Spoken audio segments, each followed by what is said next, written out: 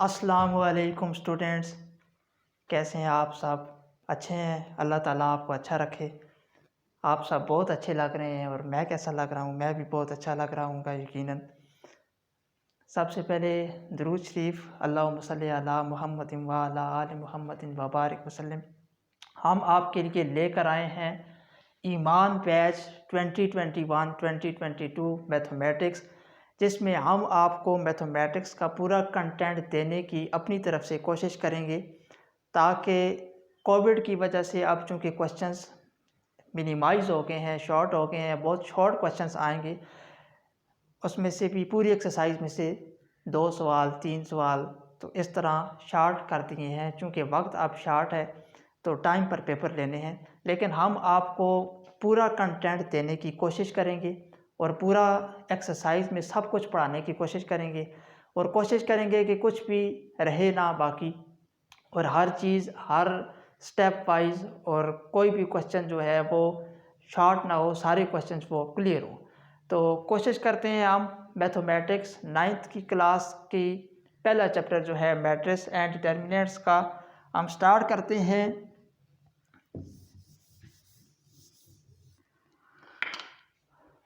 बच्चों, पहली बात तो ये है कि मैट्रिसेस किसे कहते हैं, मैट्रिसेस क्या होती हैं। तो जैसा कि आप सब जानते होंगे,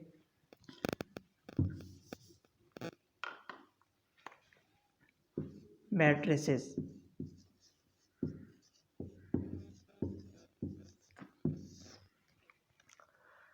कुछ नंबर होते हैं। उन नंबर्स को जब हम स्क्वायर ब्रैकेट्स के अंदर बंद कर देते हैं, उसको हम अंग्रेज़ी में मैट्रिसेस कहते हैं। मैथमेटिक्स की ज़ुबान में उसको हम मैट्रिसेस कहते हैं। कुछ नंबर्स को जब हम बंद करते हैं स्क्वायर रेक्टेंगुलर ब्रैकेट्स के अंदर, तो उनको हम मैट्रिसेस कहते हैं। जैसे ये आपको पहले चैप्टर में ये बात मिलेगी 1 2 3 4, ये एक मैट्रिसेस है। क्वेश्चन आ जाता है पेपर में डिफाइंड मैट्रिसेस। तो मैट्रिसेस की डेफिनेशन आपको पता होनी चाहिए। अगर ये डेफिनेशंस वाला क्वेश्चन ना भी आए तब भी आपको पता होना चाहिए कि मैट्रिसेस कैसे कहते हैं। जैसे मैं लिखता हूँ आपके सामने इसकी definition, matrices a rectangular array uh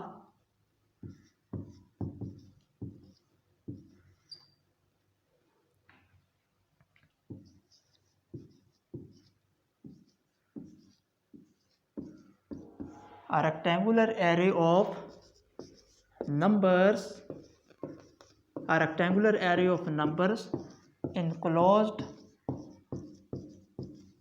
in square brackets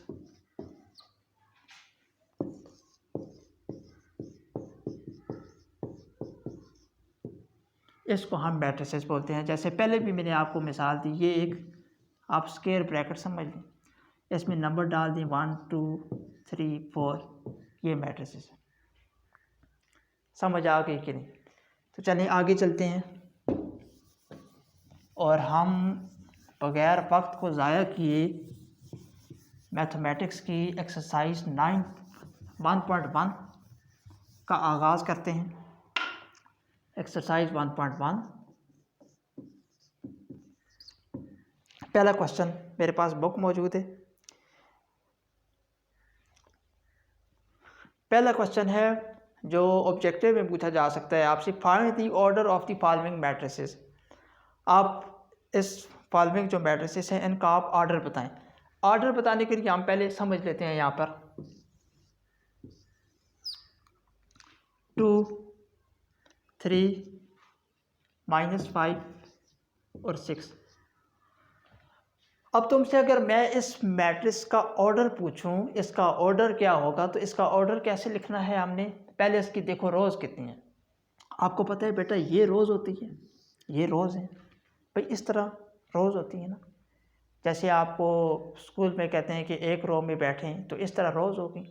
इस तरह कॉलम होते हैं, ठहरे, मैं एक रेड पेन से मैं कॉलम को शो करूँगा।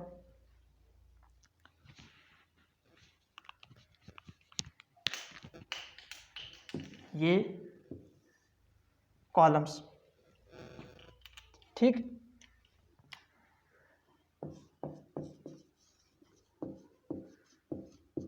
Red column is showing the column, red marker is showing the column and black marker is showing the rows, ठीक। तो इतनी आसान सी बात है ये कि इस तरह हर किसी को पता है कि होंगे कॉलम्स, इस तरह होती हैं रोज़। अब इसका ऑर्डर हमने लिखना है, तो हम इसका ऑर्डर कैसे लिखेंगे बच्चों? इसका ऑर्डर क्या होगा? इसका ऑर्डर होगा 2 by 2, order of the matrices. या इसका फार्मूला मैं लिखता हूँ, ऑर्डर का फार्मूला लिखता हूँ, number of rose multiply by number of columns, ठीक। तो ये ऑर्डर ऑफ मैट्रिसेस मालूम करने का फार्मूला, ऑर्डर ऑफ मैट्रिसेस मालूम करने का formula, number of rose multiply by number of columns, number of rose multiply by, मेरे साथ, number of rose multiply by number of columns. Number of रोज को multiply करेंगे नंबर ऑफ कॉलम्स के साथ, तो इस तरह लिखेंगे किसका ऑर्डर? मैट्रिसेस का, मैट्रिक्स का ऑर्डर इस तरह लिखेंगे, number of rose multiply number of columns. अच्छा, एक बात बच्चों, जो बच्चे यहाँ पर गलती करते हैं वो ये करते हैं कि आपने ये बात याद रखनी है कि जब आपने किसी मैट्रिसेस का ऑर्डर लिखना है तो आपने सबसे पहले रो लिखनी है, फिर कॉलम लिखना है। यानी आप इसको याद करेंगे, RC को आप याद करेंगे, रोज़ को पहले लिखना है, कॉलम को बाद में, रोज़ को पहले लिखना है, कॉलम को बाद में। जैसे मसलन इसमें आप देखें कि नंबर ऑफ रोज़ कितनी है? 2, नंबर ऑफ कॉलम्स कितने हैं? 2। तो इसका ऑर्डर मैं लिखता हूँ 2 बाय 2, ये इसका आंसर है। अगला क्वेश्चन, अगला क्वेश्चन अगर आप देखें तो BBC टाइप का है, वो आप कर लेंगे। सी देखें,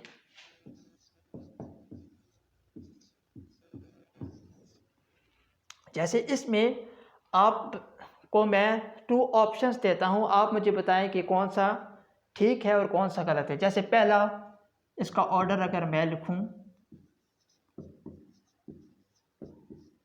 1 बाई 2, दूसरा इसका ऑर्डर मैं लिखूं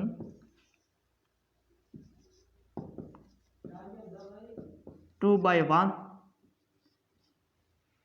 तो इसमें कौन सा करेक्ट होगा? आप मुझे ये बताएं कि first is correct and second is correct, first is correct और सेकंड इज करेक्ट, तो इसमें कौन सा ऑप्शन करेक्ट है, फर्स्ट के सेकंड? तो मैं कहूँगा फर्स्ट इसका करेक्ट है, सेकंड इसका रॉन्ग है। क्यों? क्योंकि हमने पहले लिखना है रो को, फिर हमने लिखना है कॉलम। पहले हमने लिखना है रो को, फिर हमने लिखना है कॉलम को। इसमें देखें एक रो है, कॉलम इसमें 2 है, तो 1 बाई 2 इसका करेक्ट ऑप्शन। इसमें अब दूसरे में क्या गलती की है? दूसरे में ये गलती की हमने कि 2 इसकी जो कॉलम है वो हमने पहले लिख दी है और जो रो है वो हमने लिख दी है बाद में, तो इस वजह से ये जो है वो रॉन्ग है। पहला ऑप्शन करेक्ट है। आपने ये RC याद रखना है, RC याद रखना है आपने कि सबसे पहले मैट्रिक्स का ऑर्डर मालूम करने के लिए, बच्चों मेरे साथ, सबसे पहले मैट्रिक्स का ऑर्डर मालूम करने के लिए रो पहले लिखनी है, कॉलम बाद में लिखना है। तो इसका ये ऑप्शन करेक्ट होगा, क्योंकि इसमें एक रो है, 2 कॉलम है, दूसरा रॉन्ग है। पहला करेक्ट है, दूसरा रॉन्ग है, पहला करेक्ट, दूसरा रॉन्ग। नज़र आ रहा है सबको? समझ आ रहा है? बहुत अच्छे। तो चलिए बच्चों हम आगे स्टार्ट करते हैं।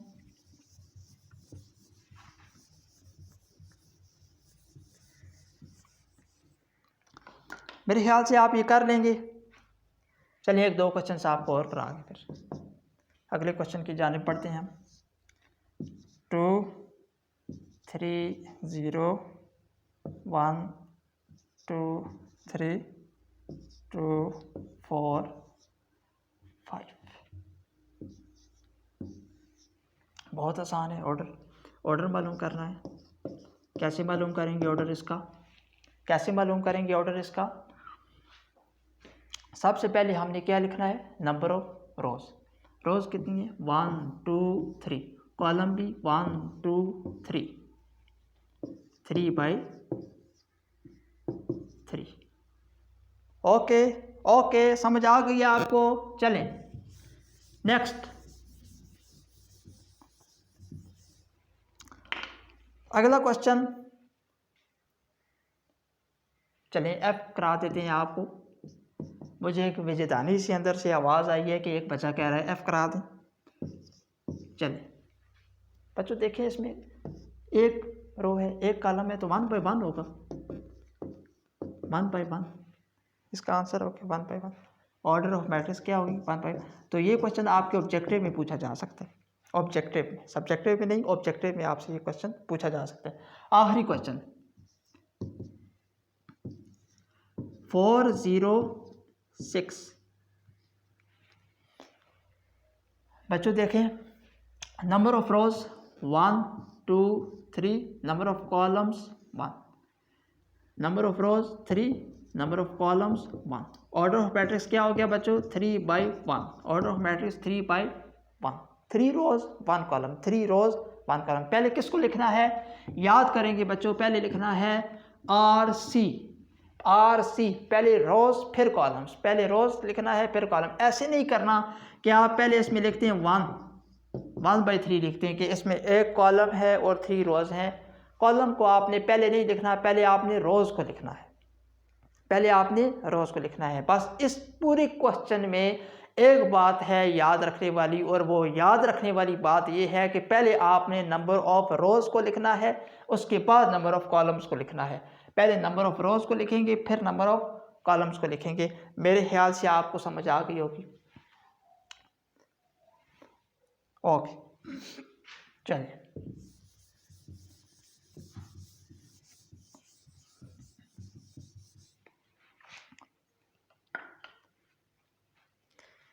Question number 2।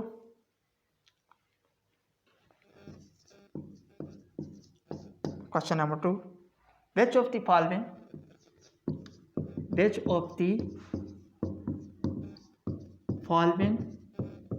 लोग YouTube पे 10-10 मिनट की वीडियोस बना रहे हैं। मैं आपको पूरा कंटेंट पढ़ाऊंगा, जो कुछ पढ़ाऊंगा वो मुकम्मल पढ़ाऊंगा।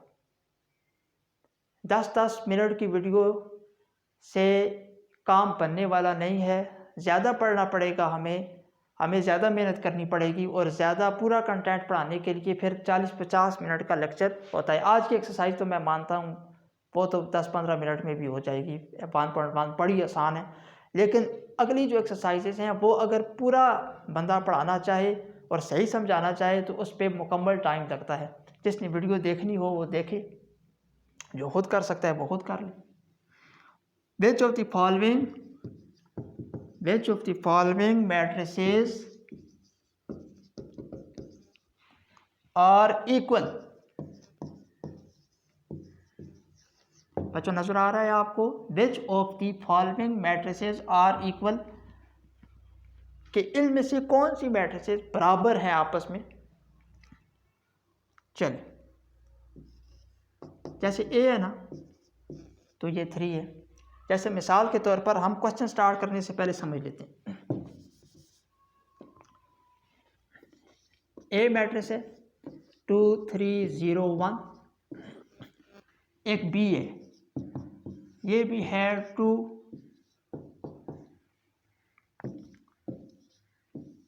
मैं आपसे पूछता हूं, पॉज करके सॉल्व करेंगे आप, कि A और B मैट्रिसेस क्या आपस में बराबर है या नहीं? जल्दी करें। चलें, A और B मैट्रिसेस आपस में बराबर हैं। क्यों? 2 2 3, 2 + 1 3, 0 0 1 1। ठीक हो गया? A और B मैट्रिसेस आपस में बराबर हैं। अगर ऐसे हो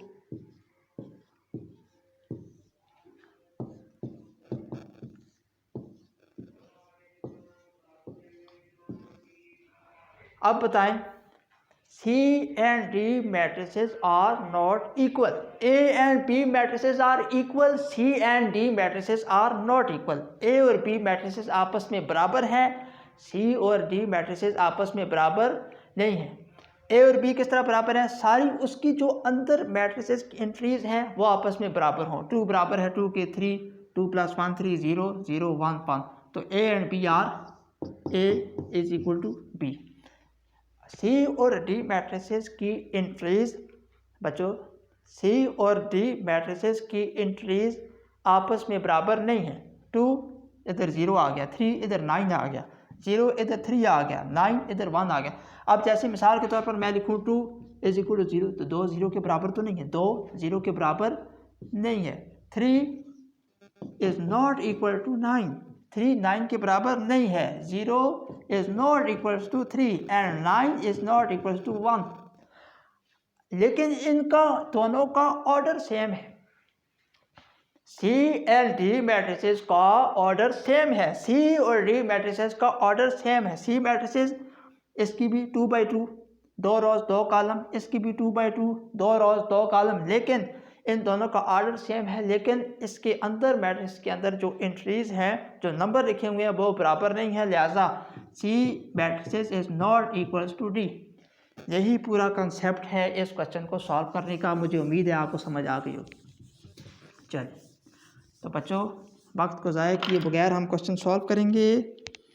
पहला question, A is equal to 3. C आपकी बुक में दिया हुआ है 5 - 2. 5 - 2 कितना होता है? सॉल्व करेंगे इसको, 3 हो गया. तो A is equal to C. A is equal to C. A is equal to C. आगे B देखें. 3 5. क्या मैं अगर आपसे पूछूं कि ये D के बराबर है? नहीं, ये बराबर नहीं है. पहली एंट्री 3 है, इधर है 5. 3 5 के बराबर नहीं है. इधर 5 है, इधर 3 है. तो ये B और D आपस में बराबर नहीं है. B matrices is not equal to D. B matrix D के बराबर नहीं है. क्यों नहीं है? क्योंकि 3 5 के बराबर नहीं होता, 5 3 के बराबर नहीं होता. बिल्कुल अपनी अपनी जगह पर वो हों. जैसे अगर ऐसे होता 3 और 5 तो फिर ये आपस में बराबर होते. फिर ये B is equal to D ये आपस में बराबर होते. लेकिन अब बराबर ये नहीं है, जैसा कि क्वेश्चंस पे.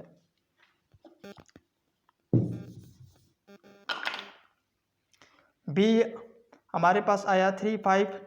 D आपकी बुक में दिया हुआ है 5 3. तो ये आपस में बराबर नहीं है. तो हमने वो वाली चीज़ें लिखनी है जो आपस में बराबर हो. ठीक, आगे बढ़ते हैं, सबको चेक करते हैं कौन सी बराबर है कौन सी नहीं है. जैसे आप I पे देखें, B है ना, I पे देखें आप. I पे आप अपनी बुक पे देखें क्वेश्चन नंबर 3 और 3 + 2. तो ये देखें ये आपस में मैच हो रही हैं. ये भी 3 ये 5. कॉमा डालना नहीं है दरम्यान में, कॉमा फिर गलत हो जाएगा. ठीक, कॉमा नहीं डालना. B बराबर है किसकी? I की. 3 is equal to 3, 5 is equal to 5. समझ आ गई? आगे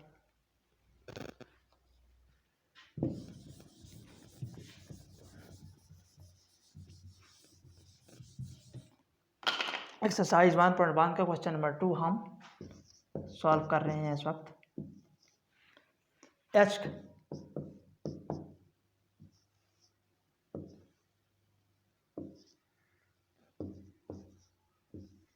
4602. J को देखें आप.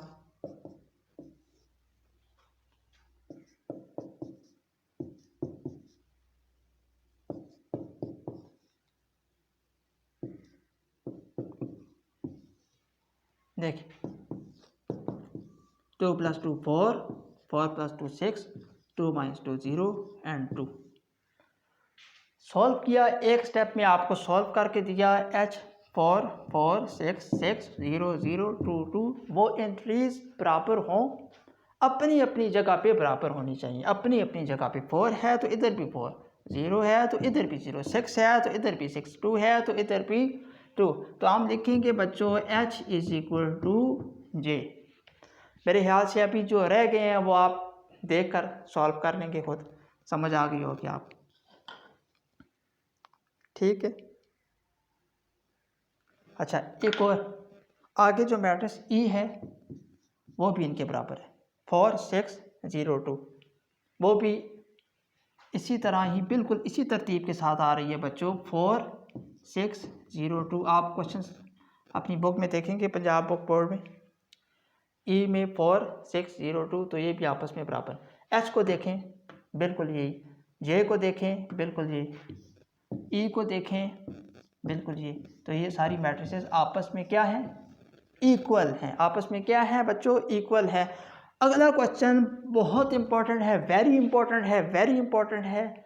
ये आपके शॉर्ट क्वेश्चंस में लाजमी आता होता है, लाजमी आता होता है। ये पंजाब बुक बोर्ड में ये क्वेश्चंस अक्सर औकात जो आपके पिछले फेडरल बोर्ड्स के पेपर गुजरे हैं उनमें भी ये क्वेश्चंस लाजमी आता होता है। लिहाजा ये very important very significant question है जो नेक्स्ट क्वेश्चन आ रहा है इस एक्सरसाइज का। अगर आप मुझसे पूछें कि इस एक्सरसाइज का सबसे ज़्यादा इंपॉर्टेंट क्वेश्चन कौन सा है, तो ये यही है जो हम अभी करने लगे हैं। Question number 3 is very important question. ये तो ऑब्जेक्टिव था बच्चों, ये तो ऑब्जेक्टिव था, ये तो ऑब्जेक्टिव था। ऑब्जेक्टिव आपने कर लिया। ऑब्जेक्टिव मैथ में आपको पता है कि एक नंबर भी लोग नहीं कटने देते, और मैथ में नंबर नहीं कटते, पूरे पूरे नंबर आते हैं। मैं खुद जब मैट्रिक में था तो मेरे 150 में से 143 मार्क्स आए हैं मैट्रिक में। और मैंने पढ़ा भी नहीं है कहीं से भी, ना यूट्यूब से पढ़ा है। आजकल के दौर में, चूँकि उस दौर में भी था लेकिन हमारे पास मोबाइल नहीं था, तो आजकल के दौर में तो मोबाइल भी हैं।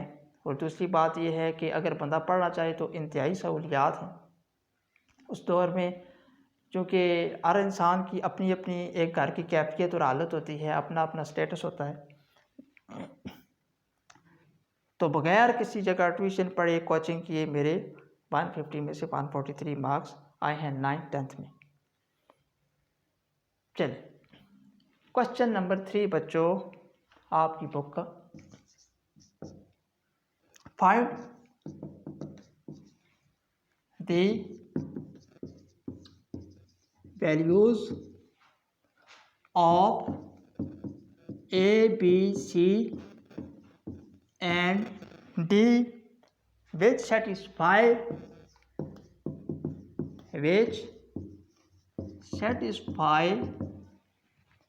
the matrix equation।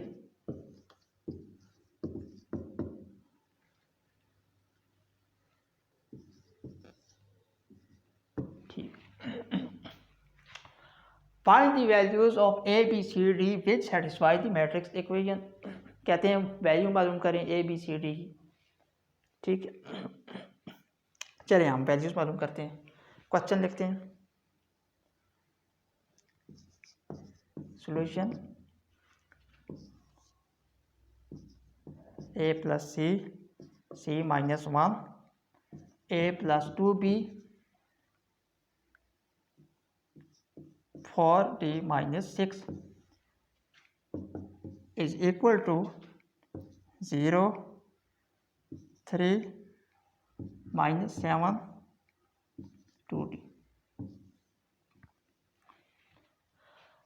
अब देखें, ये मैट्रिक्स आपकी बुक में क्वेश्चन है कि ये मैट्रिक्स इसकी इक्वल है, इसके इक्वल है। और अभी हमने इक्वल वाला कंसेप्ट पढ़ा है, वो क्या होता है इक्वल वाला, कि एंट्रीज जो है अपनी अपनी जगह पे वो आपस में बराबर हों। जैसे फिर मैं आपको रिमाइंड कराता हूँ, रिमाइंड अभी जो हमने पढ़ा है वो देखें, 2 1 3 0 2 1 3 0, ये दोनों आपस में इक्वल हैं। पहली की बराबर दूसरी, दूसरी की तीसरी, तीसरी की चौथी, चौथी की। अपनी अपनी जगह पे जो नंबर्स आपस में बराबर हों तो वो वाली मैट्रिसेस आपस में इक्वल होती हैं। अपनी अपनी जगह पे जो नंबर्स उस मैट्रिक्स में बराबर हों तो हम कहते हैं कि वो दोनों मैट्रिसेस आपस में इक्वल है। अब a plus C is equal to 0 equation 1 बन गई। a plus 2b is equal to -7 equation 2 बन गई। c minus 1 is equal to 3 equation 3 बन गई। 4d minus 6 is equal to 2d ये इक्वेशन 4 बन गई। बाज़ बच्चों के दिमाग में ये भी क्वेश्चन आता है कि सर a प्लस सी को आपने -7 के इक्वल क्यों नहीं किया, c माइनस 1 को आपने 2d के इक्वल क्यों नहीं किया, a प्लस 2b को आपने 0 के इक्वल क्यों नहीं किया। तो बच्चों मैट्रिसेस की जो एंट्रीज हैं वो अपनी अपनी जगह पे बराबर हों तो तब मैट्रिसेस इक्वल होती हैं। अपनी अपनी जगह पे a प्लस सी है तो इसकी जगह पे 0 है, तब वो आपस में बराबर होती हैं। और आपके क्वेश्चन में ये बात केवल है कि ये दोनों आपस में इक्वल है। इक्वल का साइन लगा हुआ है, ये देखिए ये इक्वल का साइन लगा हुआ है। आपकी बुक में ये क्वेश्चन है, इक्वल का साइन लगा हुआ है। इक्वल का साइन है, इस इक्वल के साइन का मतलब ही यही है कि पहली जो है वो आपकी जो एंट्रीज है मैट्रिक्स में वो पहली के बराबर हो, दूसरी एंट्री दूसरी के बराबर, तीसरी तीसरी के बराबर, चौथी चौथी के बराबर। तो इस इक्वल से हम ये बात लिख सकते हैं, इस इक्वल वाले निशान से हम ये बात लिख सकते हैं कि पहली एंट्री पहली के बराबर, दूसरी दूसरी के बराबर। इसका मतलब यही है, तब ही मैट्रिसेस इक्वल हो सकती हैं, तब ही इक्वल का निशान लग सकता है जब पहली पहली के बराबर हो, दूसरी दूसरी के बराबर हो, तीसरी तीसरी की, चौथी चौथी की, अपनी अपनी जगह पे आपस में बराबर हो। चलें यहाँ तक आपने नोट कर लिया होगा, हम सॉल्व करते हैं। अब देखें बच्चों कि आप मुझे ये बताएं कि 4 इक्वेशंस हमारे पास बनी। अब 4 इक्वेशन में सबसे पहले हम किसको सॉल्व करें, ए को, इक्वेशन 1 को करें, 2 को करें, 3 को करें या 4 को करें। तो बच्चों इक्वेशन 1 को हम सबसे पहले सॉल्व नहीं कर सकते। क्यों नहीं कर सकते, ए या सी में से किसी की वैल्यू पता होगी वो डालकर ही किसी की वैल्यू निकालेंगे। ठीक, तो सी की वैल्यू पता होगी वो डालेंगे तब ये की आएगी ना। ये तो दोनों अननोन है, ए की भी नहीं पता, सी की भी नहीं पता, लिहाजा सबसे पहले इक्वेशन 1 सॉल्व नहीं हो सकती। दूसरा देखें, a plus 2b is equal to -7, इसमें भी ये भी अननोन है, वैल्यू इसकी मालूम करनी है, b भी अननोन है, इसकी वैल्यू भी मालूम करनी है, लिहाजा ये इक्वेशन भी सॉल्व नहीं हो सकती। जिस इक्वेशन में बच्चों याद रखें 2 अननोन्स हों, जिस इक्वेशन में 2 अननोन्स हों, दो चीज़ें मालूम हमें करनी हो, हमें वो चीज़ें दो जो हैं वो ना मालूम हो, वो उनमें से दोनों में से हमें किसी की भी वैल्यू पता ना हो, तो हम उस इक्वेशन को सबसे पहले सॉल्व नहीं कर सकते। इक्वेशन 3 में देखें, इक्वेशन 3 है c minus 1 is equal to 3, तो इस इक्वेशन को हम सॉल्व कर सकते हैं। फ्राम लिखेंगे यहाँ पर बच्चों, फ्राम, मेरे पास यहाँ जगह नीचे कम है तो ये लेकर आपने अपनी कॉपी पे यहाँ नीचे लिखना है। मैं चाहूँगा कॉपी पेंसिल ले आप ज़ुबानी, क्योंकि बच्चों मैथ्स प्रैक्टिस, फिज़िक्स के न्यूमेरिकल प्रैक्टिस, केमिस्ट्री के न्यूमेरिकल प्रैक्टिस, आप जितनी प्रैक्टिस करेंगे उतनी ही चीज़ें आपको क्लियर होती जाएंगी। आप खुद देखेंगे, आप देखेंगे कि मैं देखूं यहाँ से देख कर करूँ, जैसे की बुक से आप देखते हैं कि मैं देख के यहाँ से कर लूँ। आप चाहेंगे कि मैं कॉपी में सारा, हमें स्कूल में कराते हैं तो मैं देख के वहाँ से कर लूँगा पेपर में, तो ऐसे पेपर में आपसे मैथमेटिक्स के क्वेश्चन सॉल्व नहीं होंगे, फिज़िक्स के न्यूमेरिकल सॉल्व नहीं होंगे, केमिस्ट्री के न्यूमेरिकल सॉल्व नहीं होंगे। आपको प्रैक्टिस करनी पड़ेगी। आपको प्रैक्टिस से मुराद ये है कि आपको अपने हाथ से खुद लिख कर ज़ुबानी करना पड़ेगा। अब जो मैं ये क्वेश्चंस आपको करा रहा हूँ ये आप सारी खुद ज़ुबानी कॉपी पे करें। अगर आपने यहाँ पर कर रही है तो आप पेपर में भी इंशाल्लाह कर लेंगे। तो मैथ्स प्रैक्टिस है, practice makes a man perfect. From equation 3 start करते हैं, c minus 1 is equal to c। बहुत आसान है बच्चों, ये तो आपने 8th क्लास 7th ग्रेड में भी पढ़ रखा होगा आप सबने। -1 है तो 3 -1 उधर क्या है तो +1 हो गया, तो c की वैल्यू 4 आ गई, एक वैल्यू आ गई। अब c की वैल्यू 4 आ गई है तो अब हम इक्वेशन 1 को सॉल्व कर सकते हैं। चलिए इक्वेशन 1 को सॉल्व करते हैं। यहाँ from equation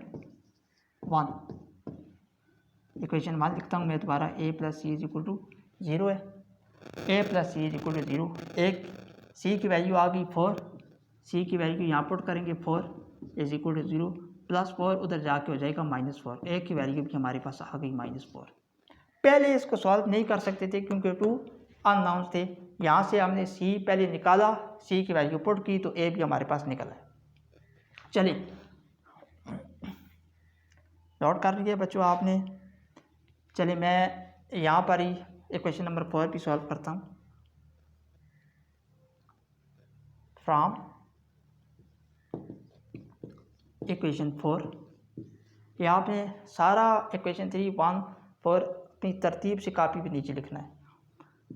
4d - 6 = 2d, 4d 2d इधर आया तो -2d, -6 उधर जाके +6, 4d 2d इधर आया तो बच्चों इसके साथ क्या साइन है, 2d के साथ प्लस, इस इक्वल टू के इस साइड आया तो -2d हो गया, -6 इधर क्या तो +6 हो गया। ये पता है बात सबको।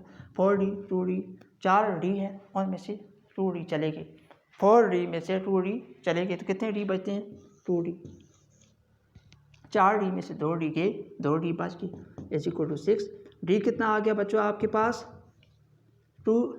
d के साथ क्या हो रहा है, कोई भी चीज़ जब किसी के साथ अटैच होके जोड़ के लगी हो, साथ अटैच हो, तो उसका मतलब होता है कि वो उसके साथ मल्टीप्लाई हो रही है।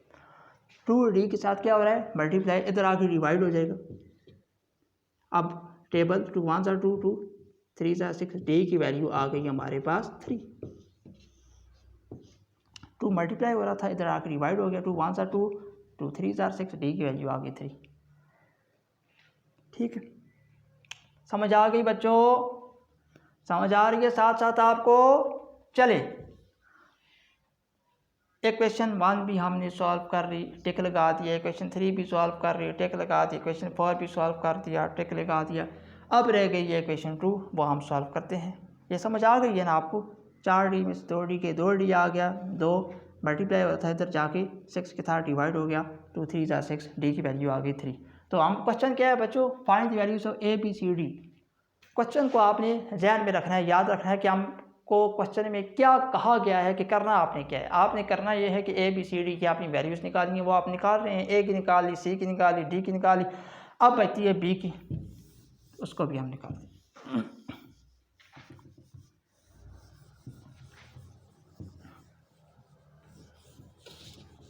आई होप कि आपने नोट कर लिया होगा। Equation 2 from equation 2, a + 2b = -7, a + 2b = -7।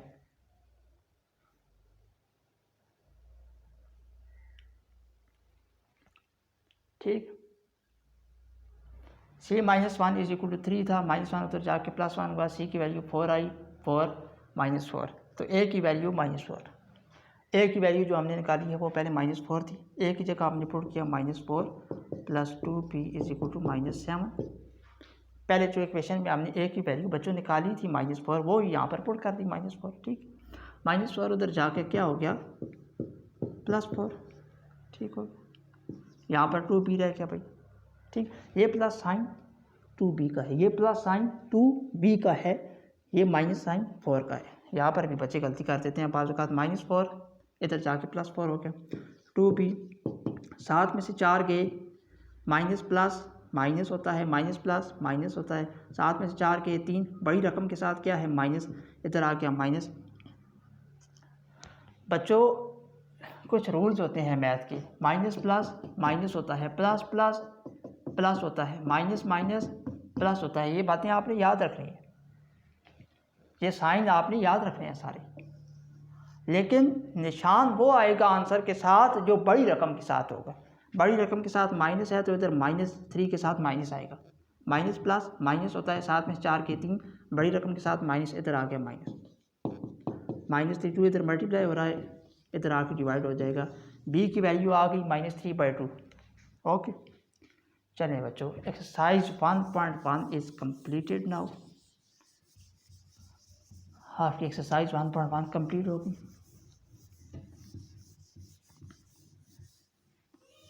पूरा कंटेंट आपको पढ़ाएंगे जैसे शुरू में आपको बताया है, ताकि अगर कोई पूरी मैथ पढ़ना चाहता है, पूरी बुक पढ़ना चाहता है, तो उसको मुश्किलात ना हो। तो ये था हमारा आज का लेक्चर एक्सरसाइज ईमान बैच की तरफ से। आपको एक्सरसाइज 1.1 के तीनों सवालात करा दिए गए हैं। Find the order of matrices, find the following which of the following matrices are equal, और ABCD की जो वैल्यूज़ मालूम करनी थी। पंजाब बुक बोर्ड में ये 3 क्वेश्चन हैं एक्सरसाइज 1.1 में, तो ये सॉल्व हो गए। Wish you very very best of luck, पढ़ाई करते रहें। और आखिर में एक बात बच्चों, hard working is the biggest reality in this world which cannot be rejected. Hard working is the biggest reality in this world which cannot be rejected. मेहनत इस दुनिया में सबसे बड़ी हकीकत है, सबसे बड़ी सच्चाई है जिसको झुठलाया नहीं जा सकता। आप जिस फील्ड में भी होंगे, जिधर भी करेंगे, आपको एक मुकाम पर जाने के लिए मेहनत करनी पड़ेगी। आखिर में एक शेर, नामी कोई बगैर मुशक्क़त नहीं हुआ, 100 बार जब अकीक कटा तब नगी हुआ। Wish you very best of luck, पढ़ाई करते रहें। अल्लाह ताला आपको अच्छा रखे।